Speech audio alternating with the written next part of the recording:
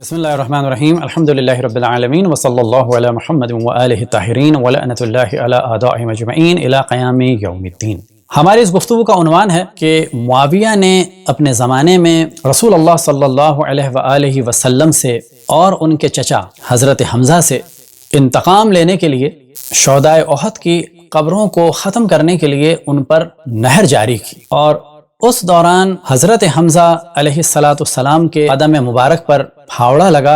اور ان کے پاؤں سے خون بہنے لگا۔ اب اس جانب ہم توجہ دلائیں کہ معاویہ کا باپ یعنی ابو سفیان رسول اللہ صلی اللہ علیہ وآلہ وسلم سے ہمیشہ دشمنی کرتا رہا اور جنگ مسلط کرتا رہا۔ معاویہ کی ماں یعنی ہند، وہ ہمیشہ رسول اللہ صلی اللہ علیہ وآلہ وسلم سے دشمنی رکھتی رہی اور جنگ احد میں حضرت حمزہ کی شہادت کا سبب بنی، اور حضرت حمزہ علیہ السلام کے ناک کان کو کاٹ کے اس نے اپنا ہار بنایا اور ان کے سینے کو چاک کر کے ان کا جگر چبایا، لیکن نگل نہ سکی۔ کیوں نہ نگل سکی، یہ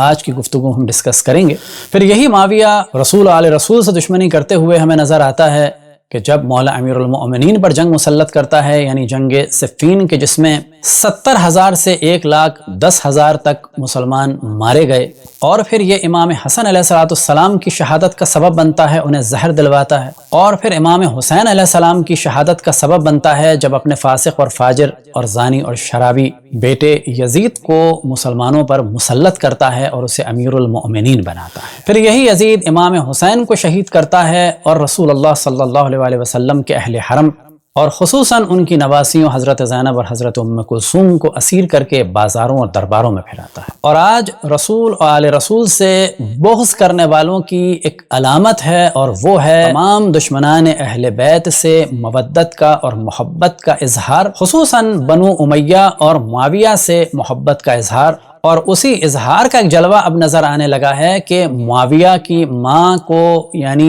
جگر کھانے والی ہندہ یا ہند کو سیدہ کہا جا رہا ہے، اور مروان ملون کو بھی حضرت کہا جا رہا ہے اور صحابی کہا جا رہا ہے، کیونکہ اہل بیت علیہ السلام کے چاہنے والوں پر ظلم ہو رہا ہے، اور اس ظلم کا سلسلہ خود اہل بیت پر ظلم سے شروع ہوا، اور سب سے پہلے حضرت فاطمہ الزہرا صلوات اللہ وسلام علیہا پر ظلم ہوا، اور وہ ظلم آج تک جاری ہے۔ یعنی اہل بیت پر جو ظلم کا سلسلہ شروع ہوا وہ اس طرح سے جاری ہے کہ اب اہل بیت کے نام لینے والوں پر ظلم ڈھایا جاتا ہے۔ لہٰذا ہماری یہ ذمہ داری ہے کہ اہل بیت پر جو ظلم کیے گئے انہیں بھی بیان کریں، جس نے ظلم کیے انہیں بھی ہم پبلک کے سامنے لائیں۔ تمام اہل سنت ہمارے بھائی ہیں، جان ہیں، ان کے قدم ہمارے سر آنکھوں پر ہے، لیکن ان کے ناصبی قسم کے ملا کے اکثر ملا ناصبی ہیں، ان کی سازشوں کو بھی ہمیں اپنے برادران اہل سنت کے سامنے لانا ہے، اور ان دشمنان رسول آل رسول کے چہروں سے نقاب بھی ہٹا کے برادران اہل سنت کو دکھانی ہے کہ جن کے لیے انہیں دھوکہ دیا جا رہا ہے۔ اب سب سے پہلے آپ کے سامنے کتاب ہے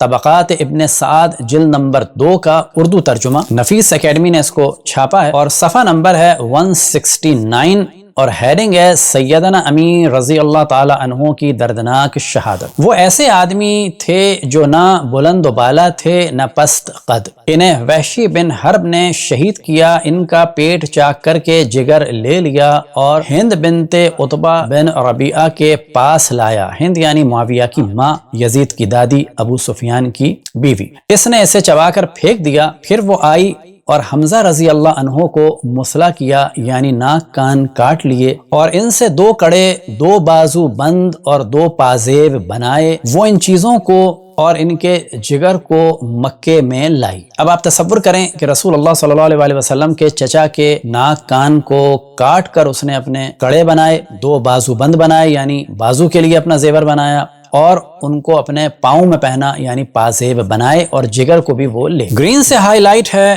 عزاداری حضرت حمزہ کے بارے میں کہ رسول اللہ صلی اللہ علیہ وسلم نے بنی عبد الاحشل میں اپنے مقتولین پر رونے کی آواز سنی تو فرمایا حمزہ رضی اللہ کے لیے رونے والیاں نہیں ہیں۔ سعد بن معاذ نے سنا تو بنی عبد الاحشل کی عورتوں کے پاس آئے اور ان کو رسول اللہ صلی اللہ علیہ وسلم کے دروازے پر روانہ کیا۔ وہ حمزہ رضی اللہ عنہ پر روئیں۔ رسول اللہ صلی اللہ علیہ وسلم نے سنا تو ان عورتوں کے لیے دعا فرمائی اور انہیں واپس کر دیا۔ اس کے بعد سے آج تک انصار میں کوئی عورت اپنی میت پر نہیں روئی تا وقتی کہ پہلے وہ حمزہ رضی اللہ پر نہ رو لی ہو۔ یعنی رسول اللہ صلی اللہ علیہ وسلم یہ چاہتے تھے کہ حضرت حمزہ پر رویا جائے، اور جب خواتین روئیں تو ان کے لیے دعا فرمائی اور انہیں پھر احترام کے ساتھ واپس کیا، اور اس احترام کی وجہ سے انصار کی خواتین جب بھی کسی میت پہ روتی تھیں تو پہلے حضرت حمزہ پہ روتی تھیں، یا بالفاظ دیگر اپنی ہر میت پہ رونے سے پہلے وہ مجلس کرتی تھیں یا نوحہ پڑھتی تھیں حضرت حمزہ علیہ الصلاۃ والسلام۔ اب ریٹ سے اصل معاملہ ہم نے ہائی لائٹ کیا ہے جابر ابن عبداللہ، یعنی جابر ابن عبداللہ انصاری کہ جو رسول اللہ صلی اللہ علیہ وسلم کے واقعاً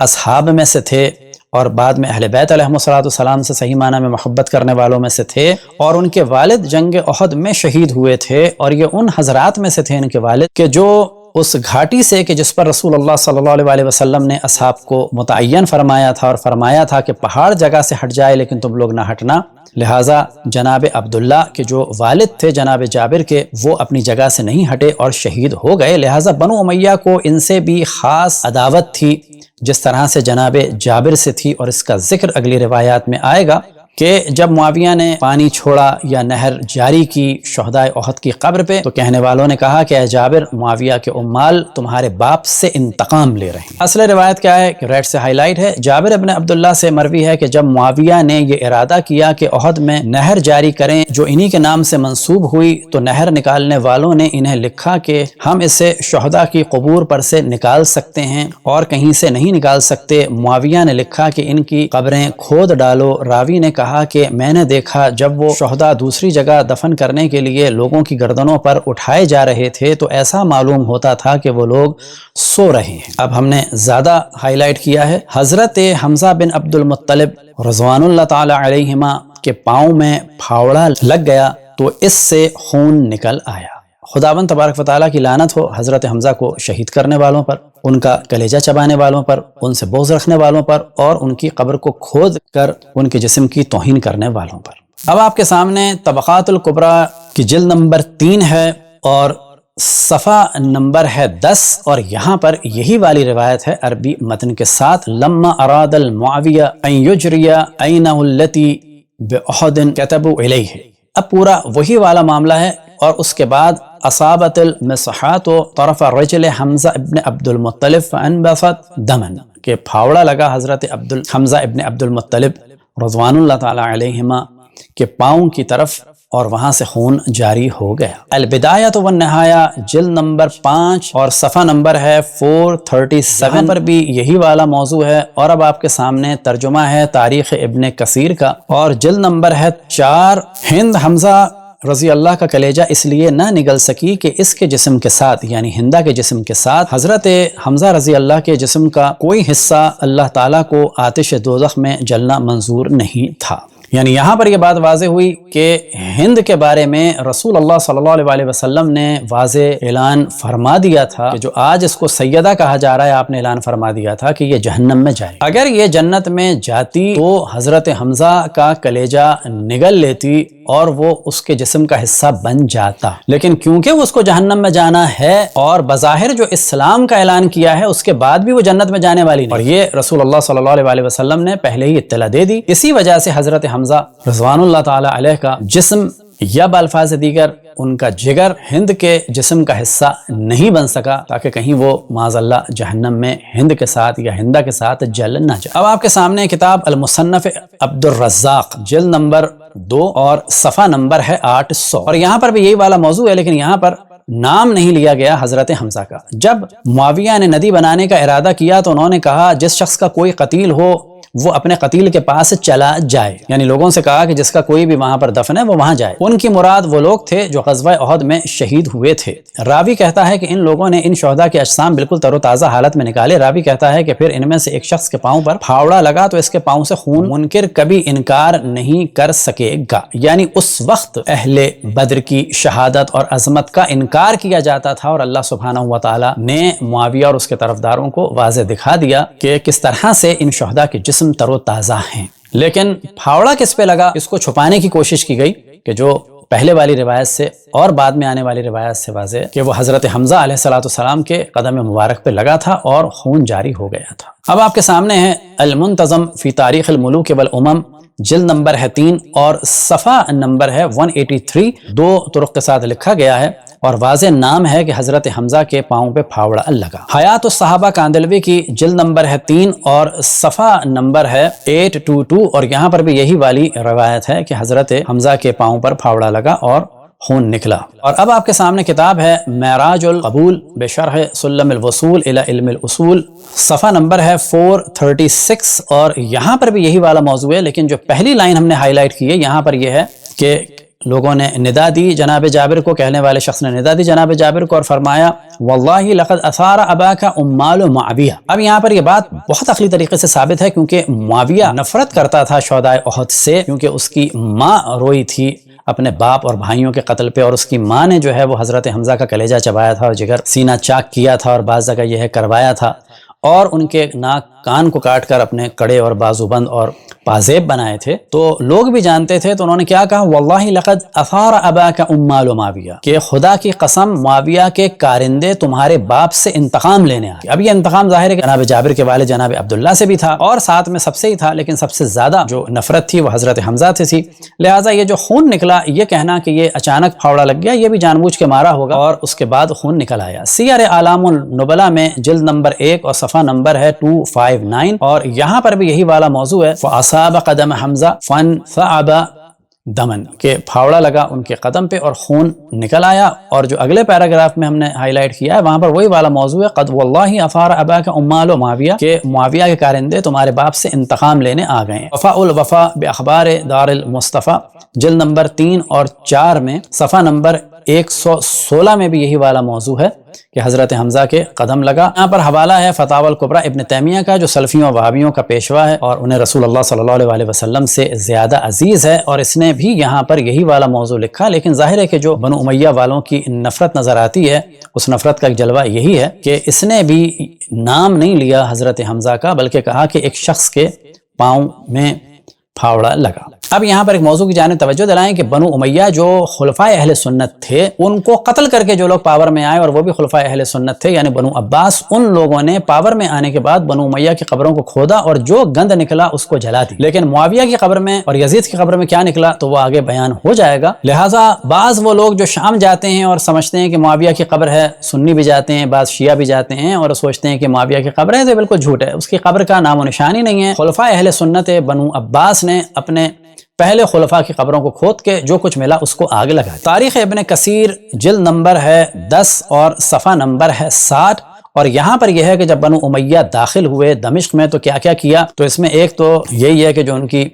جامع تھی وہاں پر سواریاں باندھی، بنو امیہ کی قبور کو اکھاڑا، اور اس نے معاویہ کی قبر میں غبار کی مانند صرف ایک سیاہ دھاگا پایا، یعنی معاویہ کی قبر میں کچھ بھی نہیں تھا، صرف ایک سیاہ دھاگا تھا۔ اور یہی حوالہ اب ہے البدایہ والنہایہ جلد نمبر 9 کا، ثم نبش قبور بنو امیہ فلم یجد فی قبر معاویہ الا خیطا اسود مثل الحبا، کہ صرف ایک سیاہ دھاگا نکلا معاویہ کی قبر سے، یعنی اللہ سبحانہ و تعالیٰ نے پہلے ہی جلا کے راکھ کر کے اسے ایک دھاگے کی صورت میں بنا دیا تھا۔ تاریخ مدینہ تو دمشق میں بھی یہی والا موضوع ہے، جلد نمبر ہے 53 اور صفحہ نمبر ہے 127۔ پھر یہی والا موضوع تاریخ مدینہ تو دمشق میں بھی ہے، جلد نمبر 46 میں ہے، عامر ویقال عمر بن ہانی الطائی۔ اس کے انٹروڈکشن میں ہے کہ یہ کون تھا، من شیعت بنی عباس، کہ یہ شیعہ بنی عباس میں تھا۔ وَهُوَ الَّذِي، یہ کون تھا کہ بنو امیہ بنو عباس نے اس کو ذمہ داری دی۔ وَهُوَ الَّذِي تَوَلَّى نَبْشَ قُبُورِ بنو امیہ بِدَمِشْق وَغَيْرِهَا، اس کو ذمہ داری دی تھی بنو عباس نے کہ وہ قبروں کو کھودے بنو امیہ کی دمشق میں اور دمشق کے علاوہ مختلف جگہوں۔ مقاتل الخلفاء میں بھی یہی والا موضوع ہے اور صفحہ نمبر ہے 163، اور کامل فی التاریخ میں جلد نمبر 5 میں بھی یہی والا موضوع ہے کہ جب قبر کو کھودا تو معاویہ کی قبر سے صرف ایک دھاگا نکلا کہ جو دھول کی مانند تھا، اور یزید کی قبر سے جو ہے وہ گرد نکلی یا بالفاظ دیگر راکھ نکلی۔ تو یہاں سے پتہ چلا کہ ان لوگوں کی دشمنی رسول آل رسول سے ہمیشہ تھی، اور خداوند تبارک و تعالیٰ نے جو کچھ برزخ میں ان کے ساتھ کیا اور جو کچھ آخرت میں ہوگا وہ سب دیکھیں گے، لیکن عالم قبر میں جسمانی اعتبار سے بھی ان کے جسم کو بدترین عذاب کے ذریعے سے جلا کر ایک دھاگے کی صورت میں بدل دیا۔ دعا ہے کہ خداوند تبارک و تعالی تمام مسلمانوں کو خصوصاً برادران اہل سنت کو سمجھنے کی توفیق عطا فرمائے کہ رسول اللہ صلی اللہ علیہ وسلم کے ساتھ اور ان کے گھر والوں کے ساتھ رسول اللہ صلی اللہ علیہ وسلم کی شہادت کے بعد کیا کیا اور کن لوگوں نے کیا۔ وصلی اللہ علی محمد و آلہ الطاہرین۔